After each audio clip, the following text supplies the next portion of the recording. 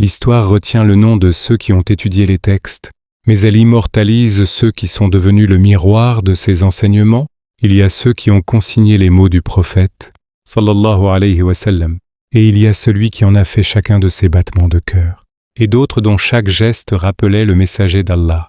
Parmi eux se trouvait un homme qui ne supportait pas qu'une sunna soit oubliée, un homme qui suivait les traces du prophète jusque dans les chemins du désert.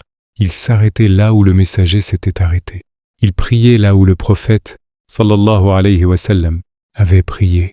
Il imitait sa manière de marcher, de manger, de voyager et même de pleurer, comme si son cœur refusait d'accepter que la prophétie ait quitté la terre.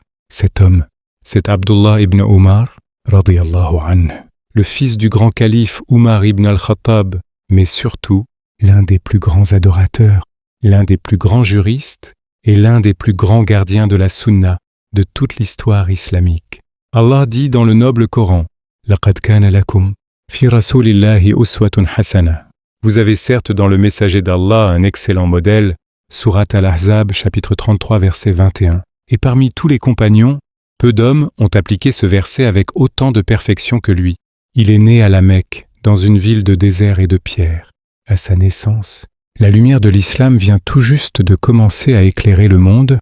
Nous sommes environ 2 ans après les premiers versets révélés au prophète. Dans son berceau, ce petit garçon est encore anonyme. Pourtant, il est le fils d'un homme qui va devenir un géant, un homme dont le nom fera trembler les rois, le fils de Umar ibn al-Khattab, mais à cette époque, le jour de sa naissance. Son père n'est pas encore musulman. C'est un homme fort, respecté de tous, mais aussi connu pour sa grande dureté et sa colère. Il fait partie de la tribu des Banu Adi, une famille de diplomates et de juges à la Mecque. La maison où grandit le petit Ibn Umar connaît donc toutes les règles strictes de la société mécoise. On y apprend la force et la fierté, l'honneur de la tribu avant tout, l'orgueil et la rivalité avec les autres clans. Le jeune Ibn Umar passe ses premières années dans ce monde d'hommes durs, où les faibles n'ont pas leur place. Mais Dieu préparait déjà ce foyer à un immense changement. Lorsque les musulmans doivent fuir les persécutions de la Mecque pour émigrer vers la ville de Médine, le jeune Ibn Umar fait le grand voyage aux côtés de son père. Il n'est encore qu'un enfant, mais dans son cœur, il rêve déjà d'une seule chose, porter les armes et participer au combat pour défendre sa nouvelle religion. L'occasion se présente enfin lors de la célèbre bataille d'Uhud. Rempli de courage, le jeune garçon se présente devant le messager d'Allah et lui demande la permission de combattre. Il n'a alors que 14 ans, il se grandit, bombe le torse pour paraître plus fort. Mais le prophète, sallallahu alayhi wa sallam, le regarde avec tendresse et refuse. Il est encore beaucoup trop jeune et son corps est trop fragile pour la guerre. Le prophète lui demande de faire demi-tour et de rentrer à Médine. Ce refus marque profondément le cœur du jeune adolescent. C'est à ce moment-là qu'il comprend une immense leçon de vie. Dans la religion, la bonne intention et la sincérité ne suffisent pas. Il faut aussi avoir la maturité et la capacité physique de faire les choses. Ibn Omar ne se décourage pas. Il utilise le temps qui le sépare du prochain, combat pour s'entraîner et fortifier son corps. 2 ans plus tard, lors de la bataille du fossé Al-Khandak, il a enfin atteint l'âge de 15 ans, l'âge autorisé pour aller sur le champ de bataille. Il se présente à nouveau devant le prophète, sallallahu alayhi wa sallam. Cette fois, le messager d'Allah le regarde, lui sourit et accepte. À cet instant précis, le jeune Ibn Umar voit son rêve se réaliser. Il prend son bouclier et devient officiellement un défenseur de l'islam. Ce qui rend Ibn Omar unique au milieu de tous les autres musulmans, ce n'est pas seulement sa grande foi, c'est son obsession totale et unique pour la sunna, c'est-à-dire la tradition du prophète. Depuis son enfance, il a passé sa vie à observer le messager d'Allah, sallallahu alayhi wa sallam, avec les yeux de l'amour. Il surveillait absolument tout, comment il marchait dans la rue, comment il s'asseyait pour discuter, à quel endroit précis il s'arrêtait pour se reposer pendant un voyage, comment il mangeait, comment il parlait et comment il priait. Pour Ibn Umar, aimer le prophète ne se disait pas seulement avec des mots, cela se prouvait par les actes, même les plus petits. Les autres compagnons racontent d'ailleurs des scènes incroyables à son sujet.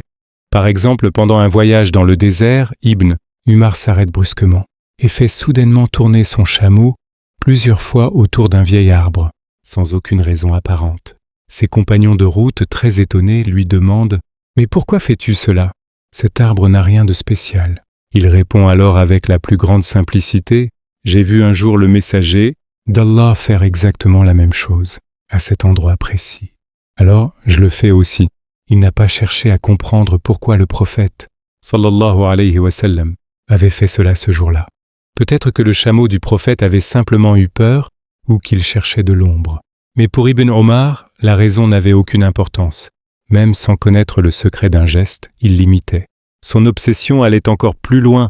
S'il savait que le prophète, sallallahu alayhi wa sallam, avait prié un jour 2 unités de prière, raka'at, derrière un rocher précis dans le désert, Ibn Omar voyageait jusqu'à ce rocher uniquement pour y prier au même endroit.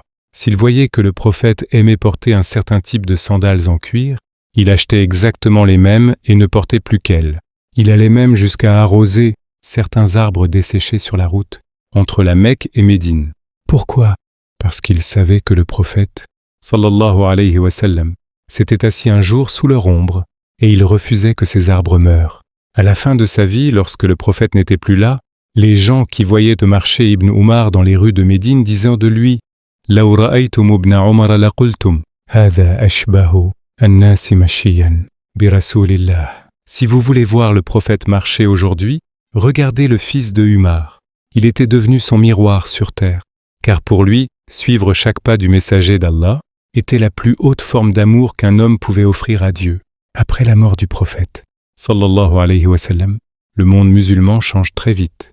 L'empire s'agrandit, les richesses coulent à flot, et beaucoup de compagnons deviennent des gouverneurs, des grands chefs d'armée ou des conquérants.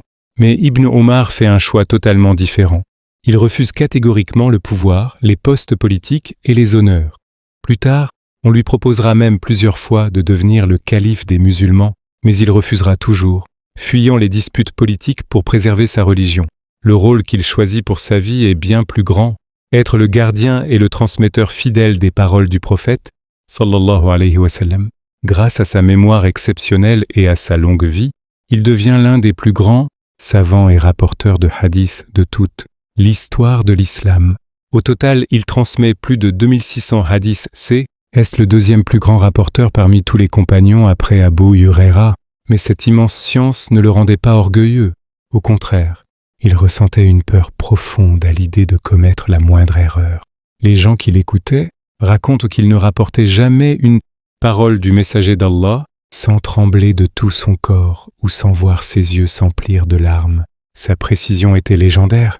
Il refusait qu'on change un seul mot, une seule lettre, ou même l'ordre d'une phrase par rapport à ce que le prophète avait prononcé, par crainte absolue de mentir involontairement sur le messager d'Allah. Il ajoutait souvent cette phrase après avoir cité un hadith ou quelque chose de proche de cela. Ou encore, peut-être ai-je ajouté ou oublié un mot. De plus, Ibn Omar ne se contentait pas de raconter les hadiths. Quand on lui posait une question sur la religion, si le prophète n'avait rien dit à ce sujet, il refusait d'inventer une réponse. Il préférait dire humblement « Je ne sais pas ». À une époque où l'islam se propageait partout dans le monde, Ibn Omar est resté comme un phare à Médine. Il a formé des centaines d'élèves et de savants en leur transmettant la sunna pure sans aucun changement pour qu'elle arrive intacte jusqu'à nous aujourd'hui. Grandir aux côtés d'un homme comme Umar ibn al-Khattab n'était pas de tout repos. Son père était le symbole de la justice absolue, mais aussi de la fermeté et d'une exigence extrême, surtout envers sa propre famille. Malgré cette sévérité légendaire, son père Umar voyait en son fils une pureté et une piété exceptionnelles qui le touchaient profondément. Une histoire célèbre montre à quel point leur relation était basée sur le respect de la religion.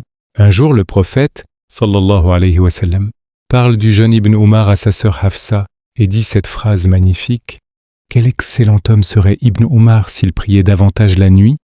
Dès que Hafsa rapporte ces mots à son frère, la vie d'Ibn Omar change radicalement. Une simple remarque prophétique devient pour lui une mission permanente.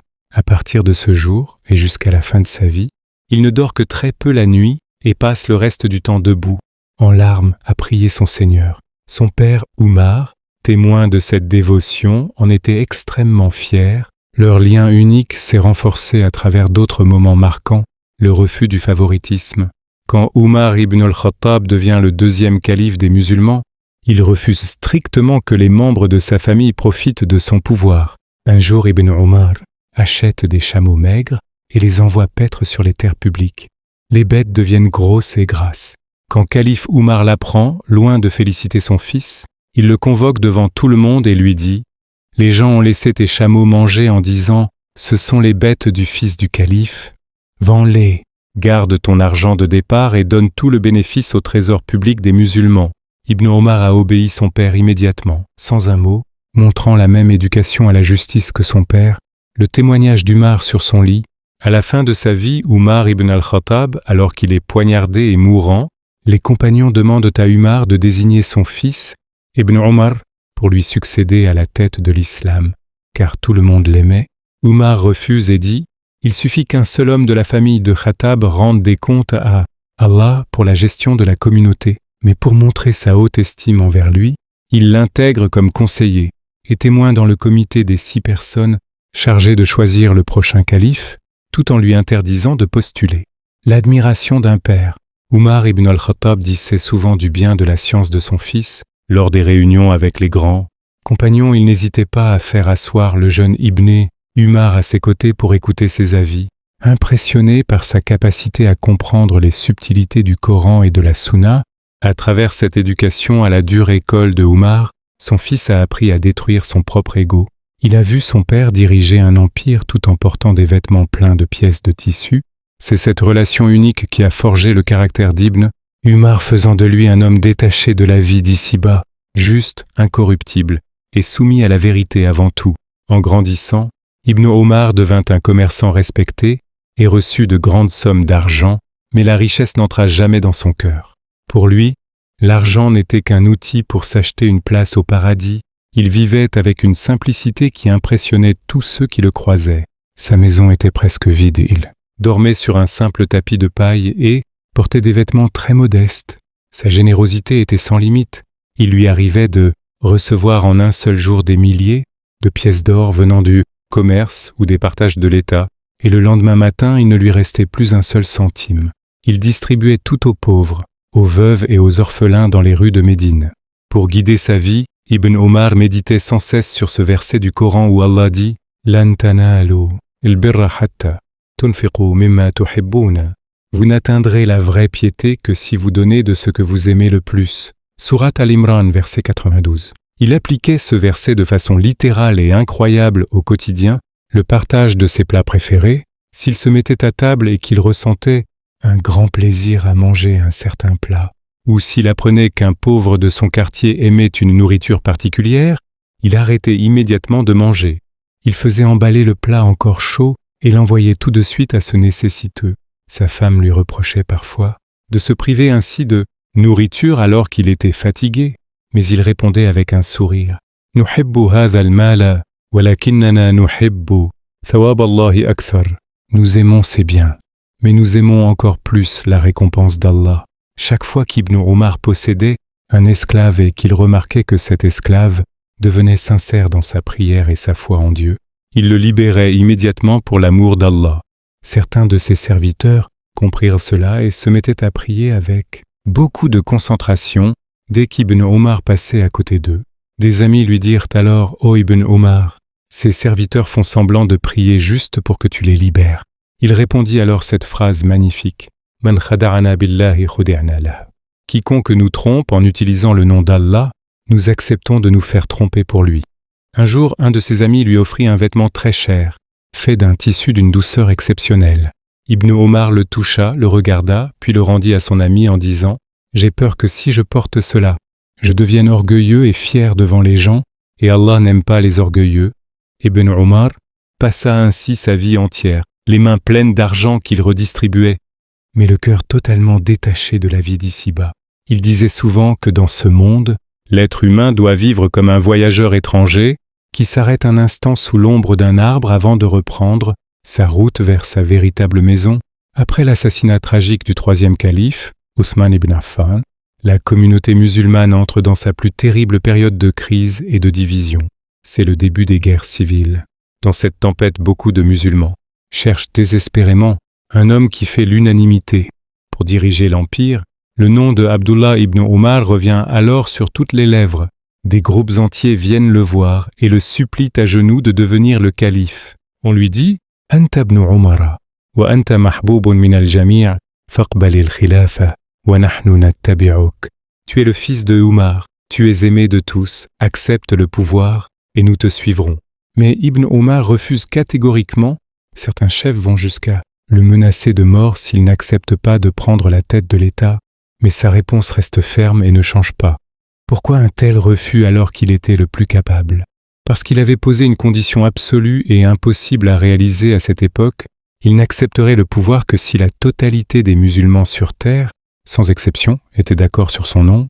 Il refusait qu'un seul croyant soit forcé ou menacé pour lui prêter allégeance. Il disait « لأن أقتل في فراشي ظلما أحب إلي من أن تهراق قطرة واحدة من دم مسلم لأجل أن أكون حاكما » Je préfère être tué injustement dans mon lit que de voir une seule goutte de sang musulman être versée.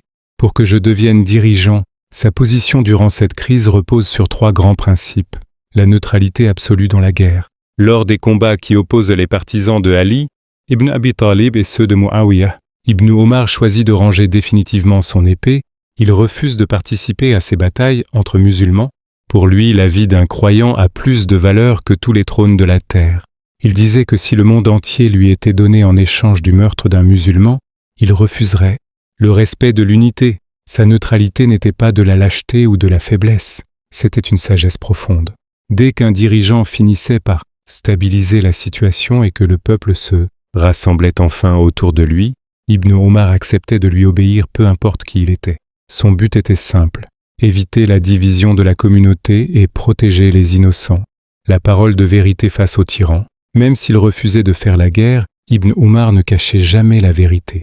Plus tard, face à des gouverneurs cruels et injustes comme Al-Hajjaj ibn Yusuf, il n'hésitait pas à se lever en plein milieu de la mosquée pour les corriger publiquement, s'il modifiait les règles de la prière ou du pèlerinage. Al-Hajjaj le menaça plusieurs fois de mort, mais Ibn Omar, avec le courage de son père, lui tenait tête sans trembler. Ibn Omar a traversé l'une des époques les plus sombres de l'histoire politique de l'islam les mains propres, sans jamais verser de sang, sans jamais chercher les honneurs, en restant le conseiller sincère de toute la communauté. À Médine, la ville sainte, Ibn Omar devient rapidement le cœur de la science religieuse. Après la disparition des plus grands compagnons, les étudiants et les savants du monde entier parcourent des milliers de kilomètres pour s'asseoir à ses côtés. Il passe ainsi plus de 60 ans à enseigner et à émettre des avis juridiques, des fatwas. Sa méthodologie pour comprendre la religion était d'une clarté absolue et reposait sur 3 piliers. 1. Le Coran, la parole de Dieu. 2. La Sunna, les paroles et traditions du prophète. 3. L'exemple direct, c'est-à-dire revivre les scènes de la vie du prophète dans les moindres détails. Ibn Omar avait une sainte horreur des spéculations. Il refusait de répondre à des questions imaginaires du type « Et s'il se passait telle ou telle chose à l'avenir, qu'est-ce qu'on ferait ?» Il coupait court à ces discussions en disant « La tas'alouni amma lam yakun, was'alouni amma kan, fa inni uhaddithukum, bima sami'tu wa ma alimtu. » Ne me demandez pas ce qui n'est pas encore arrivé. Posez-moi des questions sur ce qui s'est réellement passé, et je vous répondrai selon ce que j'ai appris. Il répétait souvent cette règle d'or « suivre vaut mieux qu'innover ». Cette rigueur scientifique a donné naissance à un héritage exceptionnel qui a marqué l'histoire de l'islam. Il a formé un élève brillant qui est resté à ses côtés pendant des dizaines d'années. Il s'appelle Nafi al-Madani, d'origine perse. Il a été capturé très jeune lors des conquêtes musulmanes et est devenu l'esclave d'Abdullah ibn Omar. Ce dernier, impressionné par son intelligence et sa piété, l'a éduqué, en a fait son homme de confiance, puis l'a affranchi. Nafi est resté attaché à son maître pendant environ 30 ans et est devenu le principal transmetteur de sa science.